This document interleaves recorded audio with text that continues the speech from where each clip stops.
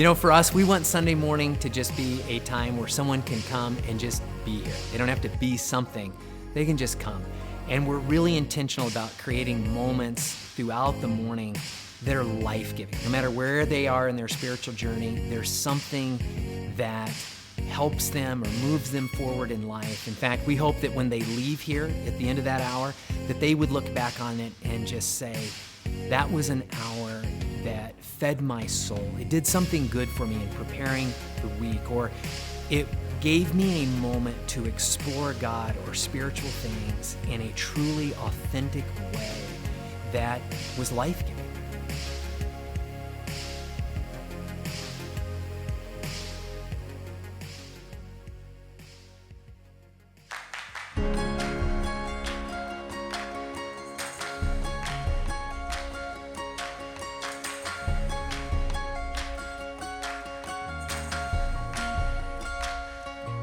If you want to learn more about our church and how to get connected, we have a great environment called Starting Point. This is a place where you get to ask questions about church, community, and what we believe and how you can get more connected here. So come on back behind the stage after the second and third service. We'll see you there.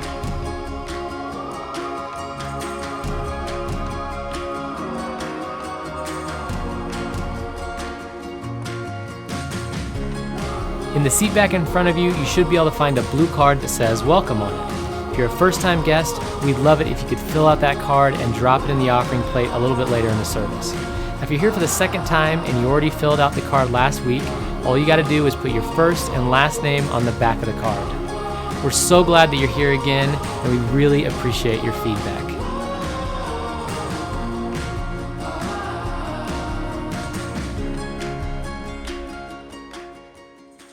Well, good morning, Casas. How's everybody doing in 2014? It's been a good year? Good. I'm glad. Well, we're so glad that you're here with us today. If you're a guest, we know that it's really tough to come to a new place, and so thanks for coming, for having the tenacity to be here today.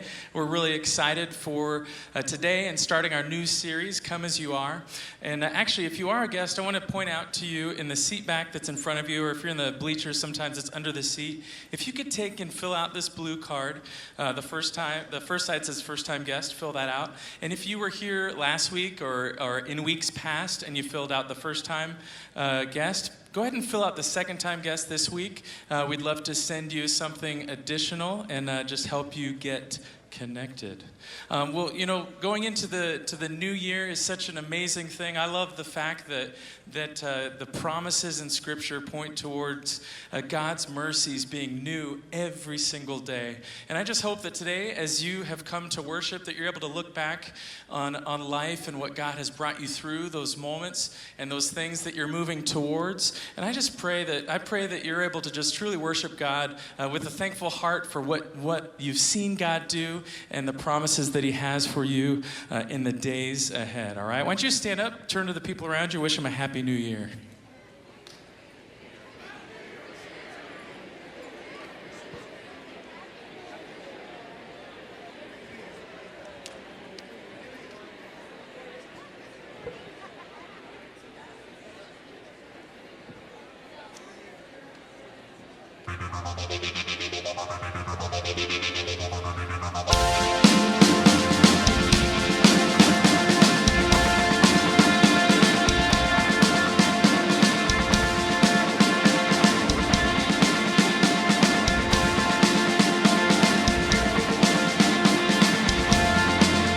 Every soul, every beating heart, every nation, every tongue, come find hope in the love of the Father. All creation will bow as one, lift their eyes to the risen sun. Jesus Savior forever and after. This is love.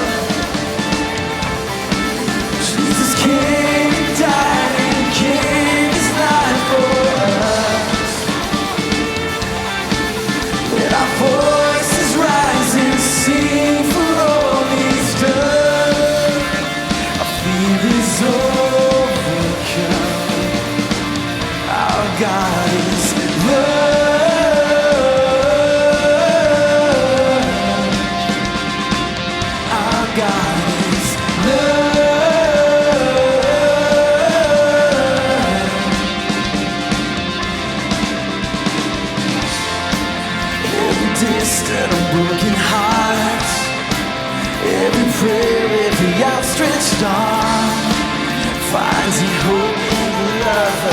Father. Come on! Ancient ways, let His praises rise. All the glory for all of time. Jesus Savior forever and after. This is love. Jesus came and died and gave His life for us. Let our voices rise and sing for all He's done. Our fear is overcome. Our God is love. God is love.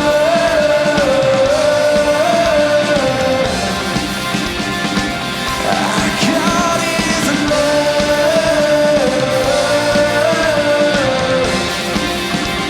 Yeah. Ancient age, we will be singing in the light of all He's done.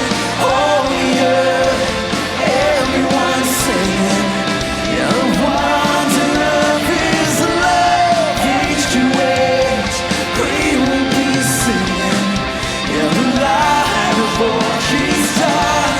All the earth, everyone singing. This is love.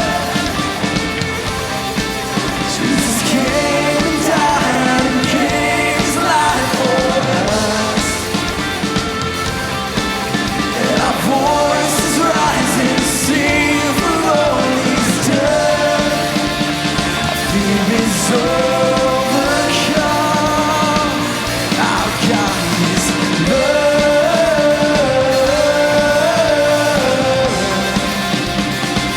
Our God is love.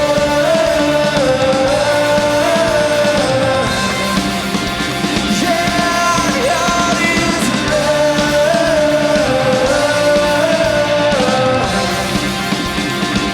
Our God is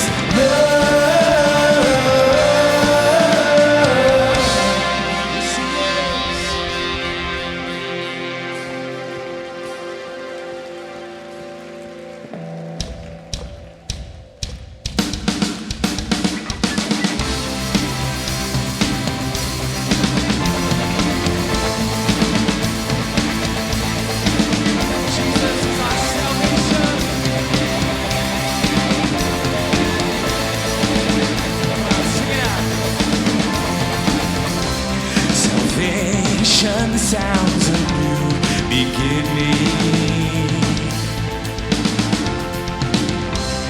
As distant hearts begin believing, redemption's bid is unrelenting. Your love goes on. Your love goes on. Come on! Carry us when the world gives way. Come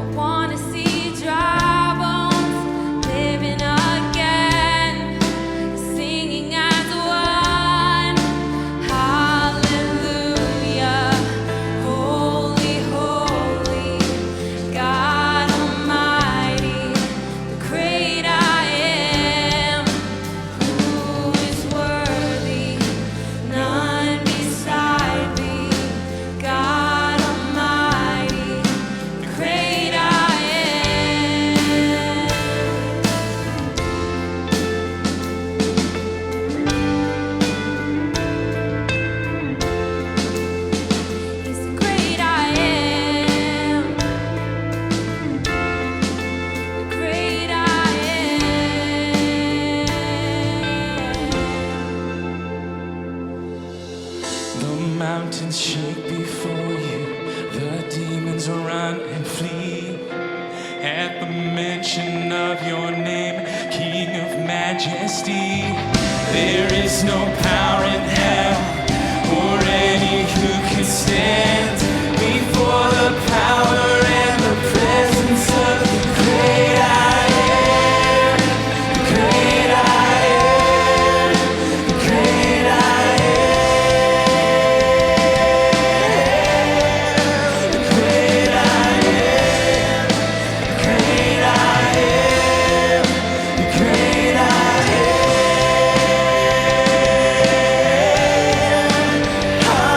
Hallelujah, holy, holy, God Almighty, the great I am, who's worthy, none beside me, God Almighty, the great I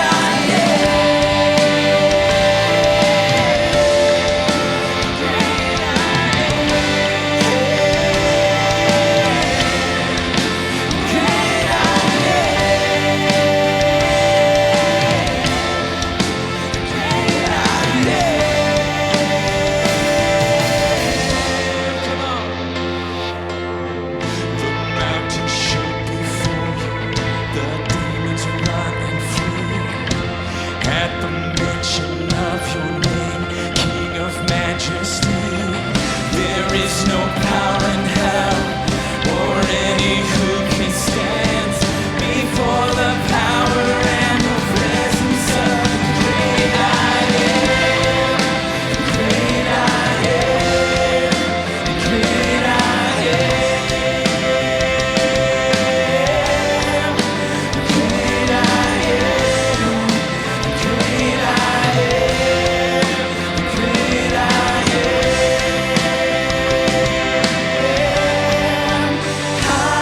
Hallelujah, holy, holy, God Almighty, the great I am, who's worthy, none beside me, God Almighty, the great I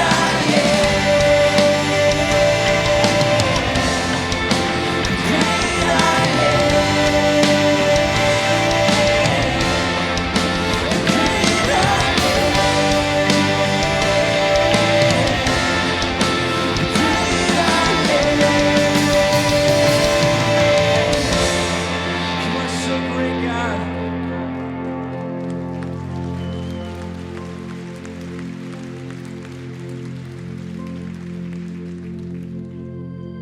Come now, fount of every blessing, tune my heart to sing thy praise. Streams of mercy never ceasing, call for songs of loudest praise.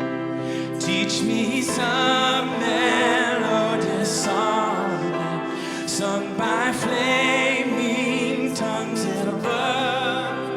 Praise his name, I'm fixed upon, name of God's redeeming love.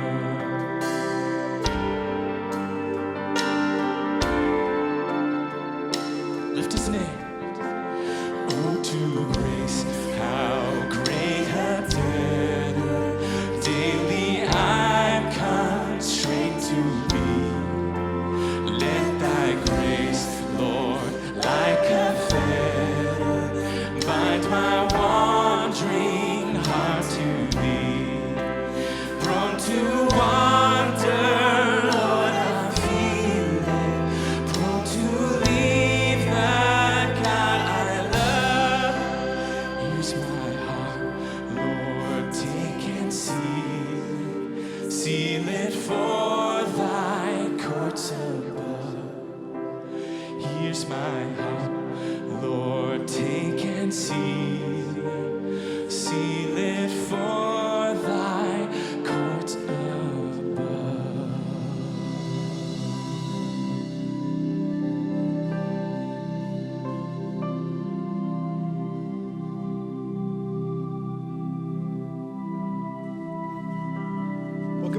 everybody. How are you all?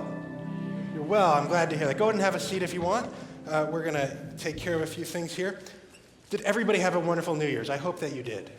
I hope yours was as great as mine. Mine was the most exciting I've had in years. I went to bed at 10 o'clock. It was thrilling. Anybody else share that same experience? You're my people. My heart is with you all.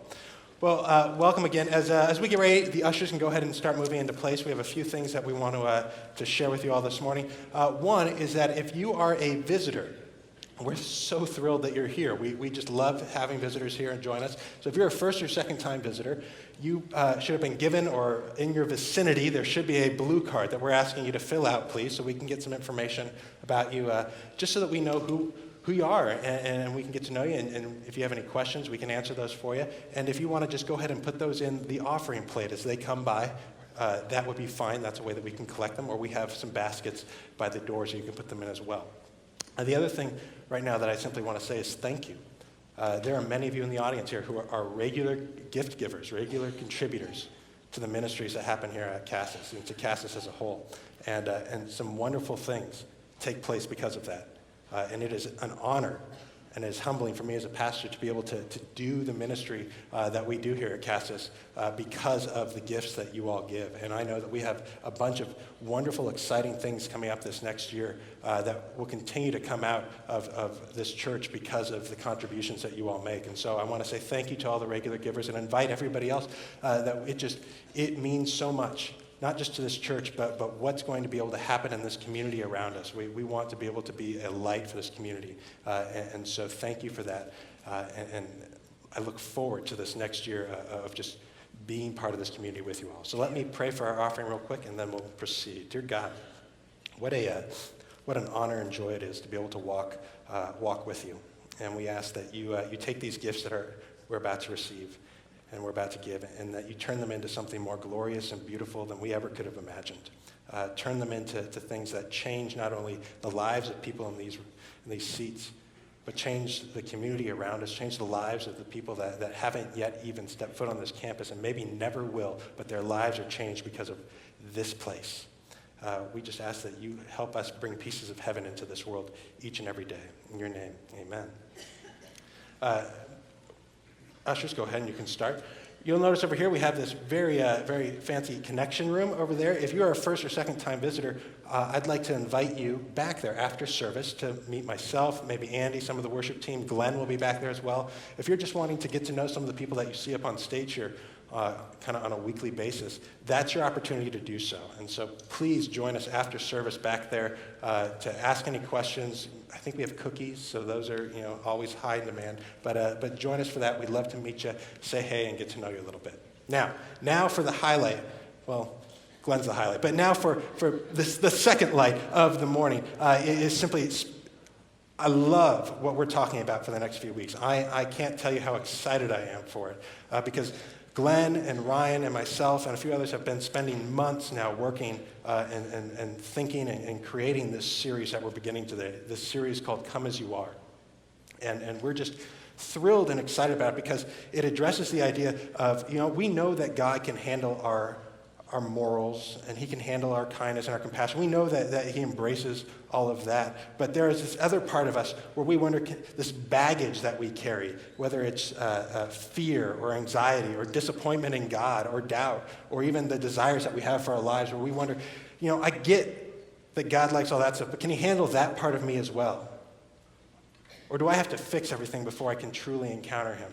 And what we're saying with this Come As You Are series is that God, it's not even about can he handle your baggage. It's something entirely different. It reminds me, this past week, my son, I have a 3-year-old son named Max, who is a wonderful young man.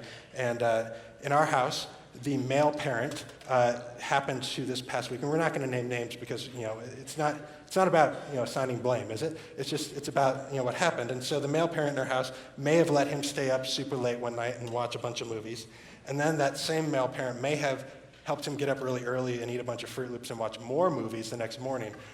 Again, I'm sure the guy had good intentions, all right? I'm sure he meant well. And what that did to young Max is it turned him into a chimpanzee. He literally became a chimpanzee, is the best as I can tell. And he began using that male parent as a trampoline at one point. And it became one of those moments where this beautiful, sweet child became this enraged monkey and was running all over the house, literally beating his chest like a monkey at points, not joking. And you had to say things like, Max, please stop, calm down. The dogs are not to be ridden like a small horse. They're just not for that. Your brother, no matter how much you love him, cannot bend that way and won't. So please stop. And just insanity. And then, there came that moment, and all right, spoiler, it was me. Fine, I admit, it was me. Where we've been potty training Max, and so he's wearing training pants, not diapers, not chonies as we like to call them, but training pants. Meaning we're training not to pee in them. And the moment came where, he's on his Fruit Loop binge high, and next thing he hears, I'm wet! It's dripping! And as the male parent who had not gotten much sleep and had not had a Fruit Loop-induced, insanity moment, there came that moment where, are you kidding me? I've told you like 5 times, just tell me. And so I pick him up and I take him to the bathroom and I undress him and get him on the potty, and I'm holding these more drenched than I ever believed possible pair of training pants, just looking at them. And I did in that moment what I'm not proud of, but every single one of us who has had children or pets or knows people have done, where you gave the exasperated parent groan. Ah! And in your head, you look at this, I just need 5 minutes without this. I can't handle this. It's too much. I need you over there and me over here. And in that moment, I looked down, and I knew what had happened. Because the moment I gave my groan, my son looks up at me and just breaks into tears, starts weeping. And I knew in that moment what he was feeling, because I felt it many times with God. You can't handle me right now, can you? You just need to be away from me, don't you?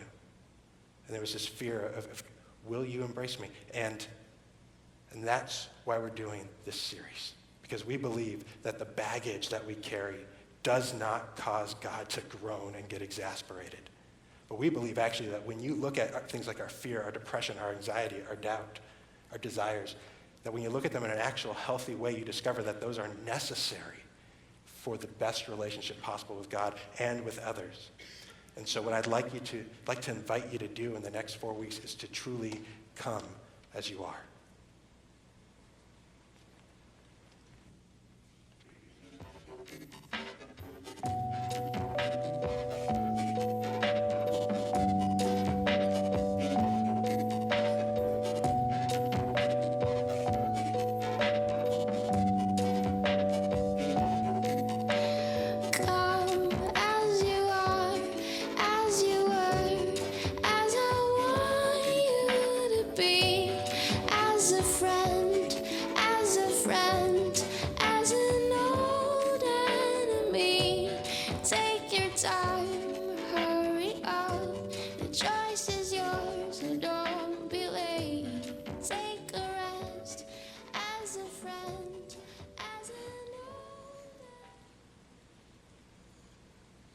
Debbie, could you pass me the creamer, please? Did you read that article in the Wall Street I mailed to you? Yeah, Dad. It's a good read. Thank you. Can't my boss see that I have so much more to offer? They're going to want to hire a new young guy fresh out of college.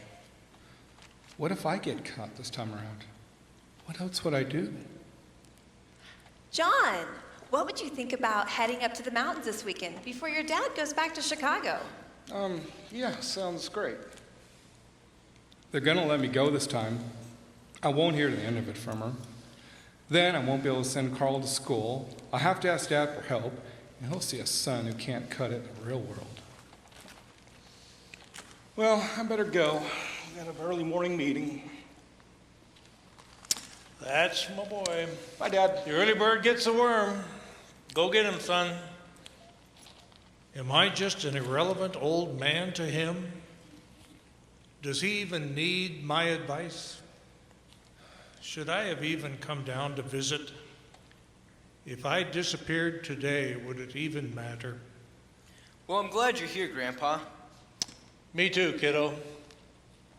I'll just keep coming to visit, and eventually they'll put me in the corner of the room like an old relic or something. So, are you ready for your first day back at school today? Yep. Good. I think it's going to be a really great semester for you. Am I ever going to understand Mr. Peters' stupid class? And this homework? Just stupid. If Mr. Peters keeps assigning so much homework, I'm going to die. Or be in his class forever. Oh, Carl. I saw Samantha and her mom at the mall yesterday. What? Mom? You didn't say anything, did you? You know what? I can't do this right now. I'm gonna be late. I gotta go. Bye. Love you, honey. No. I probably shouldn't have said that. Maybe I haven't given him enough space. Is he ever going to make it on his own? What if he stays home forever? He could be dependent on us for the rest of our lives.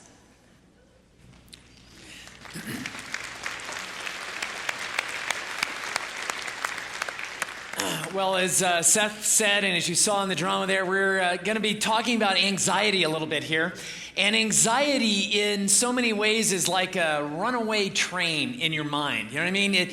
It starts to build on something and you start going to like all of these questions, the what if questions. Well, what if this happens? What if that happens? Then it always kind of goes to the worst case scenario. And it has a way of permeating more than just your thinking. It has a way of just being this cloud that just kind of hangs over you, but it's filled with lots of energy and it keeps you up at night. And it's just, it just begins to dominate in there. And the truth is, we all deal with anxiety at one level or another, and it gets a hold of you. The day after Christmas, I woke up, and it seemed like when I was eating breakfast, I had this little twinge in my tooth right over here. And then I got it again. And the next thing I'm going, oh man, I bet like I've got a tooth going bad or something like. And next thing I know, now everything I'm eating and I'm poking it and messing with it, and I'm like, oh man, it's getting worse. And then I'm thinking, it's the worst time because it's between Christmas and New Year's. My dentist probably isn't in the office, probably can't even get a hold. What if this goes bad like between now and then? It's going. Man, it's going to have like a root canal. I can feel it. And probably I had poked it so many times, I probably really was hurting more than it. And the next thing you know, you're just like going through this whole thing of, I'm going to lose like 5 teeth because it's going to get infected and it's just this horrible thing. And that's what anxiety does. It just has this way of dominating our minds and our thoughts. In fact, before the service, I was talking with Seth and I was like, I kind of told him about that, and I was going to use that for an opening. I was like, man, my back, like behind my kidneys is hurting. And I was like, oh my gosh, Seth, am I becoming like a hypochondriac or something? He goes, no, you're just getting old. I don't know if that's good or bad. Anxiety has this way of getting a hold of us, and it starts to dominate. It starts to drag us around according to its will and kind of its own agenda. And as it drags us around, it begins to steal real life from us. It begins to steal and dominate in ways that we don't get to live the life that God is putting before us, because we've got this generalized anxiety that just hangs over us. So here's what I want to do this morning. What I would love to do is just give you a new way to think about anxiety, the anxiety that you face in your life, and give you a new way to think about it. And we're going to look at a passage out of Matthew chapter 14 that is filled with anxiety, okay? And as we do that, I hope that you come to see your anxiety in a new way that actually opens you up to the idea that good things can happen through it. Now, I'm not going to give you any magical formulas for how to eliminate it in your life, because if you've figured that out, you're probably not even human, okay? But what if you could think about your anxiety in a way that would actually give you greater wisdom and freedom in your life. That's where I want to go with this. I'd love for you to walk out of here and experience greater wisdom and freedom in your own life because of how you see and handle those anxious things that you're going to deal with in your life here. And the place we're going to go in Matthew 14 is this story where Jesus actually walks on the water. It's kind of a cool story, but it's also a story of a great storm. And in the midst of that storm, there are 12 guys on a boat, the disciples, who experience a lot of anxiety. And we're going to get to see some cool things interact in this story that I hope gives you that hope for what you can have. Now, before we do that, though, I want to make a couple of observations first before we dive into the text and look at how to apply all of this. The first observation is this: anxiety is simply unavoidable in this world. Don't make the goal of your life to just avoid anything and everything that is anxious. We live in a world, right, where we are finite creatures. There is a limit to what we can know, what we can do, and we live in a great big world that can dominate and control and have an effect on things in our life that we care about, and we can't control it, okay? That simple reality means we're going to be anxious about things because there are things that are going to matter to us that we just can't control. And so as you think about this, just understand that anxiety is a normal part of life. But now let me make another observation here about anxiety that's important, and you'll see why.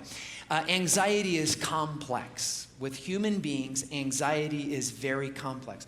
I had the wonderful opportunity to sit down with one of our elders and a friend of mine, Tom Griffin. He is a doctor who actually specializes in brain chemistry and mood issues and deals with a lot of this stuff. And as I talked with him, it's kind of cool, is he talked about this, said, you know, when you think about anxiety with human beings, it's complex. You can't come at it from just one angle. It is something that has an effect on and is triggered by things that are physical, emotional, mental, and spiritual. And there are components of anxiety that hit all of those things, right?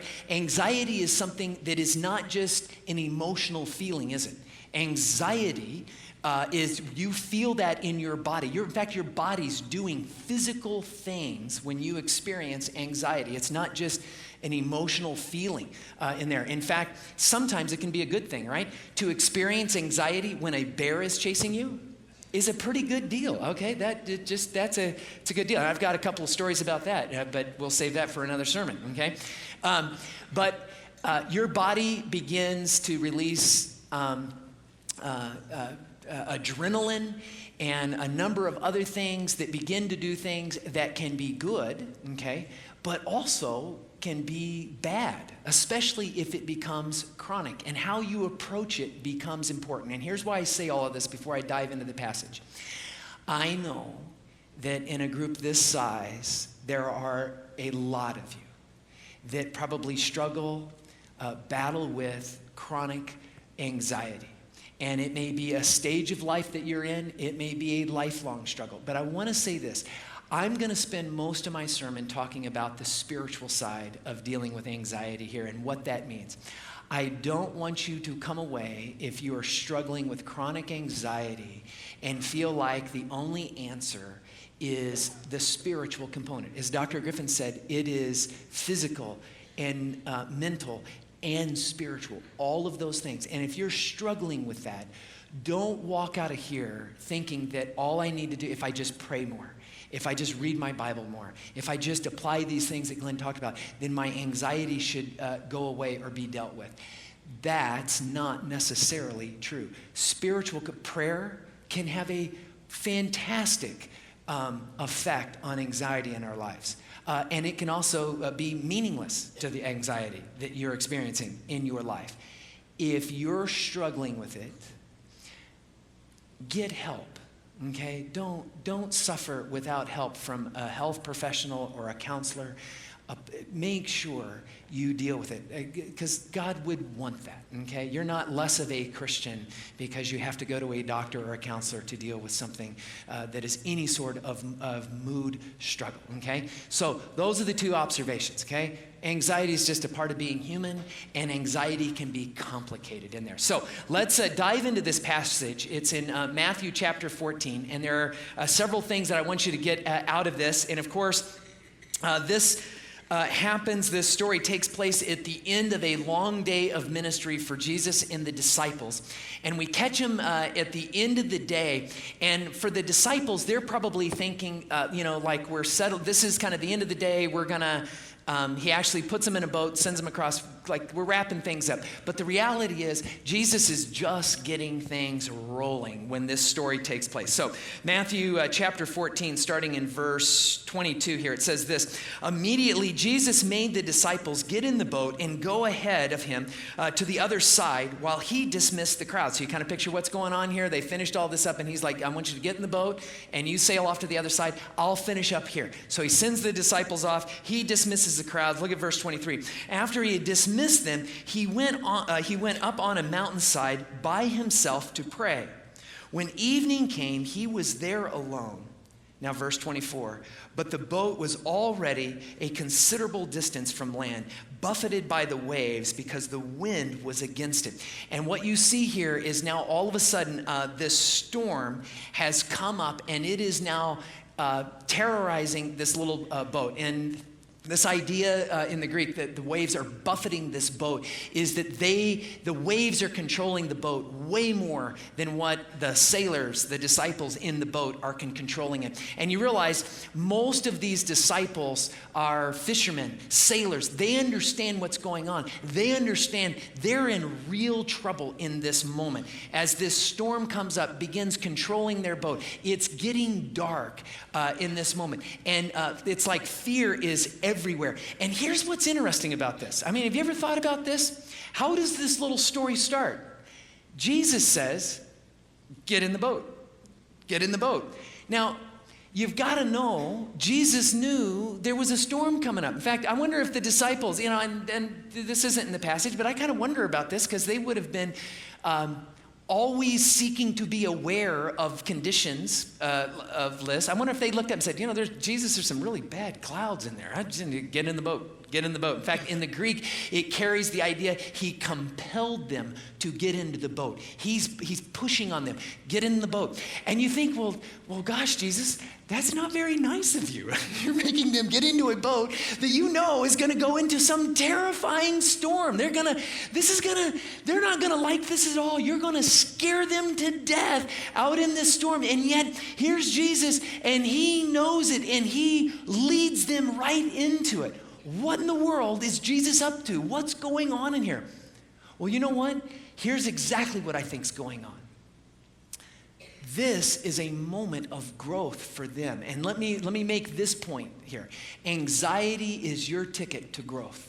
When you and I face anxiety in life, there is always the great possibility for deep personal growth for us to experience. And you understand, that to Jesus is more important than just giving them calm seas to sail in. And that's not always true, from the sense that earlier in this chapter, Jesus comes up on a crowd of people, and this crowd of people, they're in bad shape. These are people that have been struggling under religious leaders who have been pounding away at them. This is a group of people that are probably struggling somewhat financially, didn't have food. They were hungry, tired.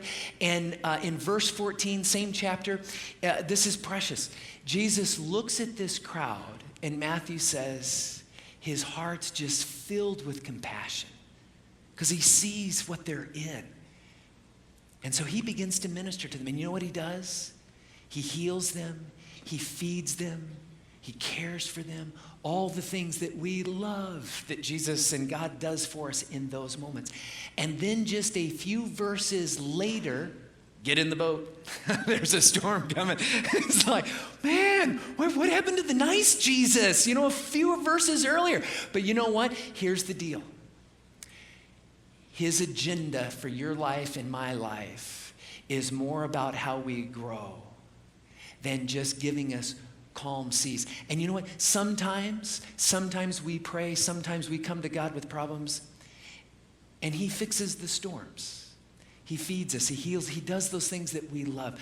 But understand, the greater agenda in him is always how he will grow us. See?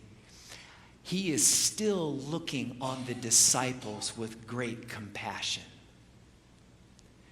But just because he looks on you and me and the disciples and crowds with great compassion doesn't mean that he always gets rid of the storms in our life, because he knows that those storms, they're our ticket to growth. Because it's in a storm, it is in moments of great anxiety that the anxiety itself causes us to see and look at things in our world, in ourselves, in God, that we would never see in calm weather. It's moments of great anxiety that suddenly we're empowered to be more self-reflective, to consider things in us, to begin considering things about our journey, what God is calling us to. And that's why anxiety can always be a ticket to growth. Now, look back at the passage. So here they are. He sends them out. And it's only going to get worse here. Look at verse 25. It says, during the fourth watch of the night, which means that they have been fighting this storm. The fourth watch of the night would have occurred very, very early in the morning while it is still dark, okay? So they have been fighting this storm to sheer exhaustion all night. During the fourth watch of the night, Jesus went out to them, walking on the lake. That had to be interesting to see the very first time that happened. Walking on the lake. When the disciples saw him walking on the lake, they were terrified. It's a ghost, they said. And they cried out in fear. And you just see the disciples, and it went from bad to worse. Now we're in this horrible, terrible storm, and now we've got ghosts walking around the ship, walking on water. What is going on here?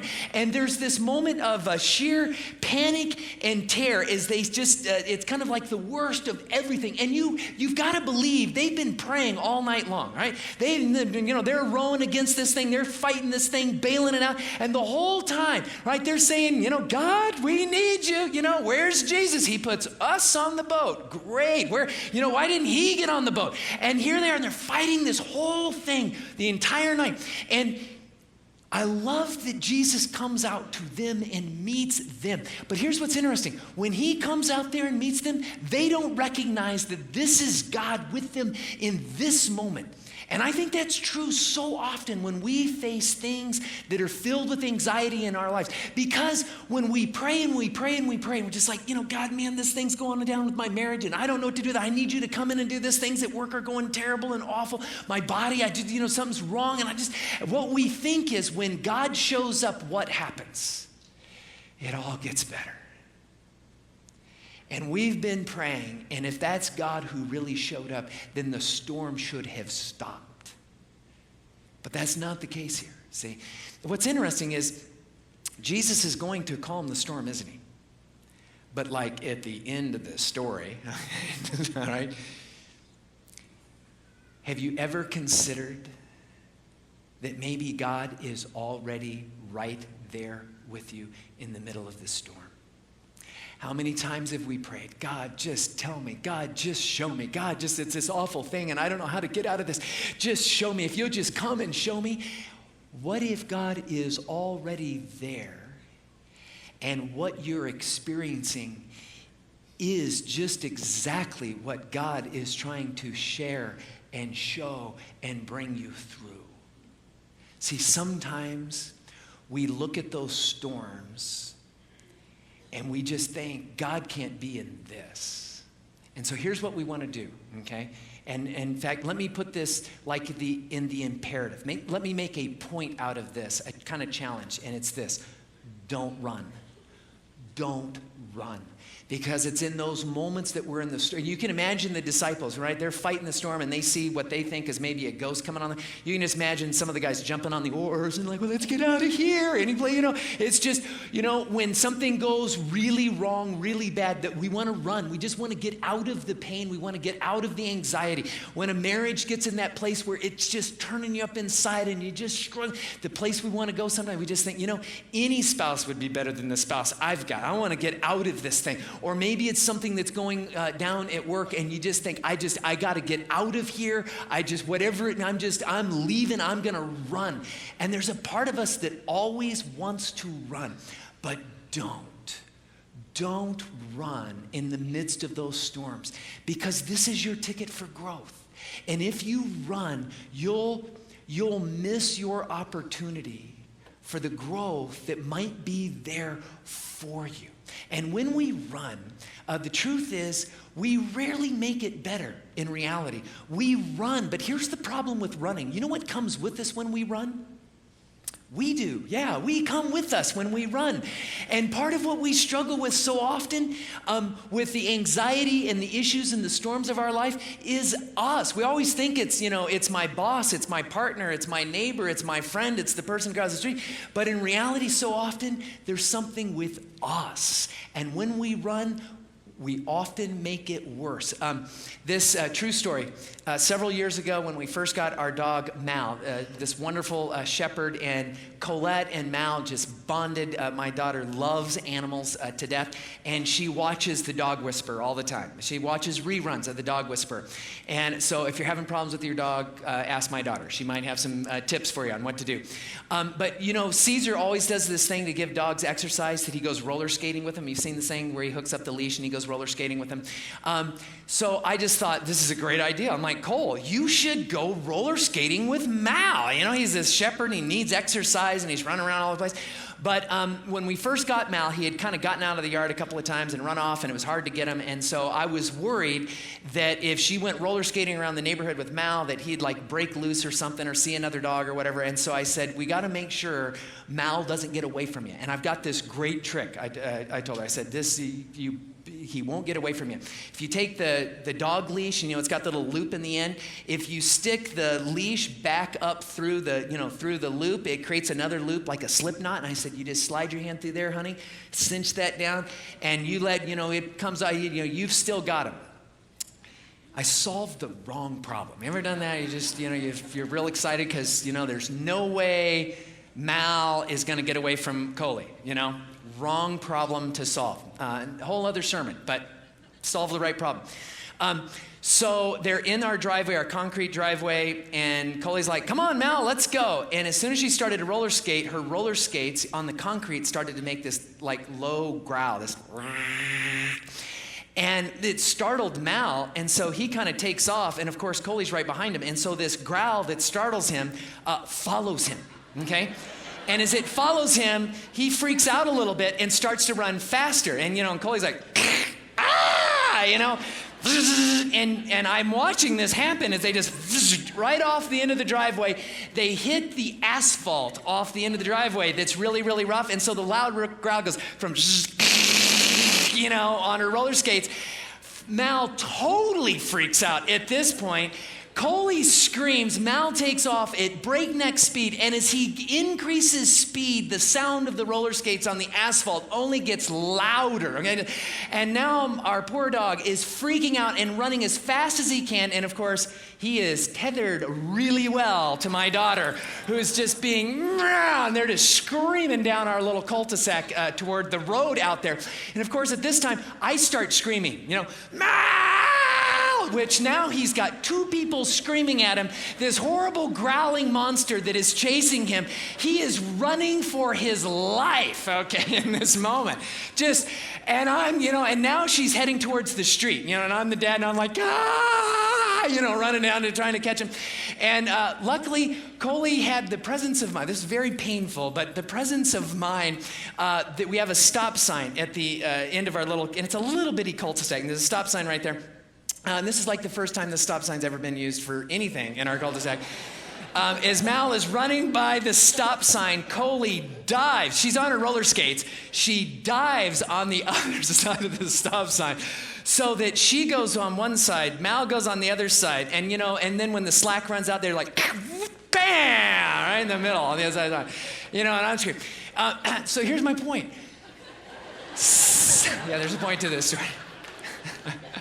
Sometimes, I know some of you are wondering, what's the point to this story? One, that wasn't my best parenting moment. That would be the first point, right? Yeah, solve the right problem. How do I make sure my daughter can disconnect from the dog at the appropriate moment? Was the right problem solved? Is the faster he ran, the worse he made the problem. And that's the way anxiety works. The more we run from those fears, the more we fear them, the more those anxieties well up, the more they begin to dominate our life, the more we give the energy of our life to getting away from those things, the more it just controls us and terrifies us. Don't run. Don't run. It's your ticket to some growth in your life. And you can just picture these 12 guys on this boat, and it's going crazy, and what they see is terrifying them. And what I love is how Peter responds in this moment. This is a great moment here where Peter responds. Look at, let me find it, verse 28. Verse 28, Jesus speaks to them. They're all terrified, and here's what Peter does. Lord, if it is you, Peter replied, tell me to come to you on the water. And what Peter does in this moment is he asks the question. He asks the question. He turns and he faces it. Here's the reality. Don't run, face it. You've got to face the anxieties that want to just cover your life and the gloom and the doom and just eat you up on the inside. You've got to face them. And Peter does that. He turns and he faces this moment, right? And this becomes his great moment in the story as he asks the question. And part of what we have to do when we find ourselves in those anxiety-inducing storms of life is ask the questions. Ask the questions. Remember I said, one of the places that anxiety can take you is to a place of greater wisdom. When you're in a storm, you will have the ability to see things in your life. You will have the ability to see what God is saying to you in ways that you would never see otherwise. I think it was C.S. Lewis that coined the phrase, God whispers in the good moments, and he yells in the difficult moment. We can hear him so much better sometimes in the pain and the anxiety. These are the moments to ask the questions. Is this God? Is God already here? What does this mean to me? And here's the other point that I want to make that I want to kind of give you is what to do when it comes to asking questions. Ask the questions that move you from anxiety to fear, okay? And you're probably going, well, that sounds like a terrible idea. That sounds like hooking your daughter to the dog on the roller skates. What do you mean? Go from anxiety to fear. Well, here's what I mean by this. When you think about anxiety, think of anxiety as that general sense of what bothers you, is worrisome, that general sense that affects your physical being, your emotional being. It's kind of intangible, but it's just kind of always there. Think of fear in this way. Fear is the specific thing that you're afraid of. Fear is the thing you can put your finger on. Anxiety's not. Anxiety is what you experience from the fear. And if you'd never identify the fear, all you're left in is living in the anxiety of it. Ask questions that push you towards, what is the fear? And maybe you just say, man, I'm just in this spot. And you start asking these questions. All of a sudden you just realize, you know what's going on here? I've got this fear that what's going on at work is going to end badly. I've got this fear that I'm going to fail at this project. And I've got this fear that there are other people around here that are going to do this better than me. And I've got this fear that they're going to let me, the boss is going to walk in and let me go. And I've got this fear that I won't be okay, that if I lose my job, my life is going to fall apart. And all of a sudden now you've got something specific to work with. Maybe you grew up in a family and there wasn't much love. Maybe it was a tough family to grow up in. You experienced some rejection. Always hungering for some more love. And now, 20, 30 years later, you find yourself in a marriage and you've got all this anxiety and you realize, you know what I'm really afraid of? I'm afraid I can't trust my spouse. I'm afraid that if he or she really knew me, they'd reject me. They'd withdraw love from me. And so I fear that if I'm honest with my spouse about some failure, I won't be okay. And now you've got a fear that you can look at. Maybe your fear is it's relational. Maybe it's at school or at work, and you just say, you know what? I fear that who I am won't be good enough for the people around me. And I fear that I'll be lonely. I fear a moment where I'll be by myself when those other people are all together, and I am terrified of being the outsider in some way. When you begin to move your anxieties to specific fears, now you can do something. In fact, I think one of the first things you'll begin to experience is a sense of control over what's terrifying. Suddenly, it begins to lose its power, because here's what you begin to learn in this, right? As you begin to seek God out in this moment, all of a sudden you realize, you know what? God's in the middle of a marriage that's struggling, a job that's driving you crazy, being in school in this place where there's all of a sudden you begin to realize, you know what? With God, I can handle this. With God, I could handle what it would mean to experience failure at work. I may not like it, and it might be painful, but you know what? I'll be okay in the end. In some way, I'll be okay. And as you begin to move your anxiety to fear, suddenly you become wiser and freer in your own life. Now, there's one more thing I want you to look at here, that's interesting, and this will be the last point.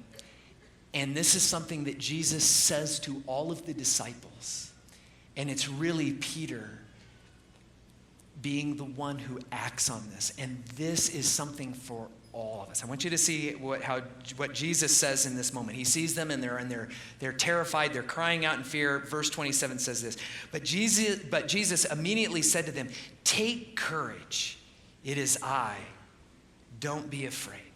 Now, he says a lot of great things in there. The one thing I want to focus on in this moment is this. Take courage. Take courage. When you move your anxiety to fears that are specific and you know what they are, that's your moment to take courage. That is your moment to act in some way. Now, let me define courage in this way for you. Okay, here's how I want to define courage so that you can apply it to this. Courage is the strength that comes from simply realizing there are things in this world more important than your worst fears. Let me say that again. Courage is the strength you have from realizing there are things in this world that are more important than what you're afraid of. You know what's more important? That you have an authentic marriage. And there may be some moment where you just say, to be truthful or be vulnerable with my spouse, I'm so afraid of that. But there's something more important in this world, and that is having a marriage that is grounded in trust and forgiveness, and there's something more there.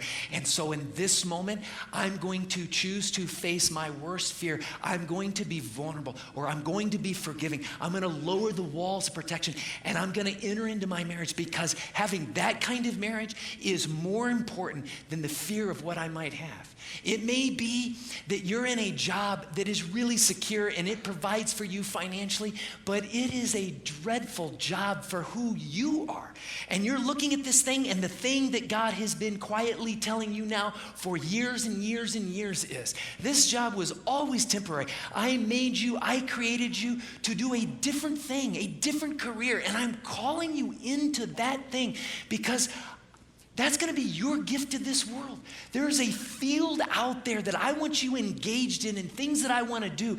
And you say, okay, yeah, but God, that career, that field, that's risky. I don't know if I'm going to be able to do that. I don't know if I'm smart enough. I don't know if I'm talented enough. I think I'm too old to make that kind of shift in my life. I want to just run and sit back in my old job. And you know what? For some of you, God is saying, take courage. And what you've got to look at is you've got to say, the fear I have of what it would mean to make a shift or a change in my career isn't as important as getting out of the boat and trusting that who I am needs to be expressed and challenged and put at risk to do what I was created to do. There may be a ministry that God is calling you to be a part of in this church or in this world, to build a relationship with someone who needs someone like you in their lives. And for whatever reason, you're terrified of it. But if you can begin to see that there are things far more important than your fears in that area, then you, friends, you have a strength that will set you free to live in a new way. See, that's what happens to Peter in that moment. Can you imagine that moment? You know, there's a ghost. Is that you, God? If it's you, here's Peter. Jesus, if that's you, you tell me to get out of the boat. It's me, Peter, get out of the boat. Oh, I shouldn't have asked that question. What was I thinking? See the other disciples, oh, yeah, glad I didn't speak up right away. Yeah, because now all of a sudden, he's in this spot. Oh, God is in the middle of this. And what he's asking me to do is really scary in this moment. But this is his moment. This is it. And for him, courage means, for all of the fears that terrify me about this storm and being in this, the thought of stepping out of this boat and sinking to the bottom of the Sea of Galilee where I will die, that's still not as important as what it would mean to hear the voice of God call me by faith, to say what it would mean to experience following God in an act of faith. That's worth risking. And so Peter is the one who slides one leg over the side of that boat and then another and stands on the sea. See, that's courage. And we will all have opportunities to live courageous lives. But you know what? Courageous lives don't come when the storms in our lives are calm. And you, friends, were meant to live courageous lives. God is calling you to do things with your life and your being that are courageous. But you never get to experience that in calm seas. And so when you face, those moments of great anxiety, that's your moment for growth. That's your moment to be courageous. I'll close with this story. Several years ago, I got to just be encouraged so deeply by someone in my life. And I was thinking about that here earlier this morning. And it's my wife, Angie. About 3 years ago, actually before that, she really felt like God was calling her to do something, to enter into a kind of career. And we're in the middle of raising kids and a busy life and all of this stuff. She sorts through all of this stuff and feels like, you know what? I explored this thing with forensic psychology, and all of a sudden it's just like, you know what? I think the thing I'm supposed to do in life is like to go into forensic psychology. And you're like, really? That's like talking with serial killers and murderers and like the weirdest nuts in the entire world. Like you're gonna, and people are like, aren't you kind of small to do that? There's people that are like big and kill people, and you're little Angie going into a room, but there's a part of Angie that says, no, I think I'm supposed to do that. But you have to understand the fears that were in front of her.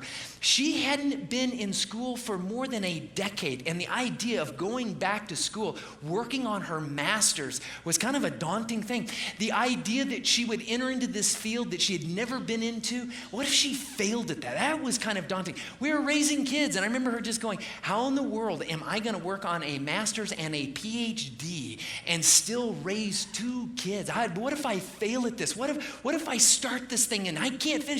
All of those fears. And then there came a day where she said, I'm going to do this.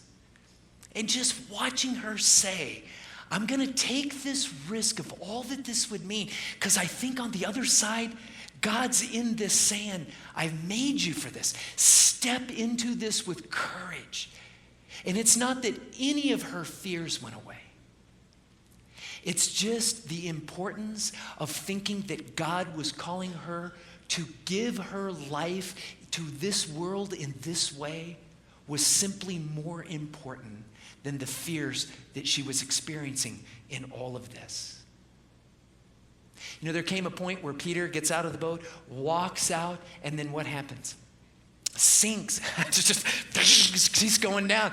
And you know, and in some level you just go, man, he failed. You know, there's that failure. But you know, the beauty of this, what Peter got to experience in that moment is what it was to have the courage to trust God in faith, to step out where he knew he was supposed to go, fail and sink, and experience God rescuing him in that moment, that even in the failure, it was okay. About 6 to 8 months into Angie's first year of college, she finds out that the university that she was getting her master's in didn't have enough clinical aspects to it to qualify for the PhD that she would need later. And she was faced with starting over. I remember just going, oh my gosh. And she did. And she's a hero to me for just being that person that would say, I'll risk having the courage to trust God in what he's calling me to do. And friends, there is a courageous life waiting for you. And it's not where things are easy and calm. It will be in the midst of the anxiety and the storm. And I know some of you are going through those storms and that anxiety, and the fears are real. But this is your moment. And what I want to leave you with here this morning is this challenge. This week, you bring that anxiety down to those fears, and you face them.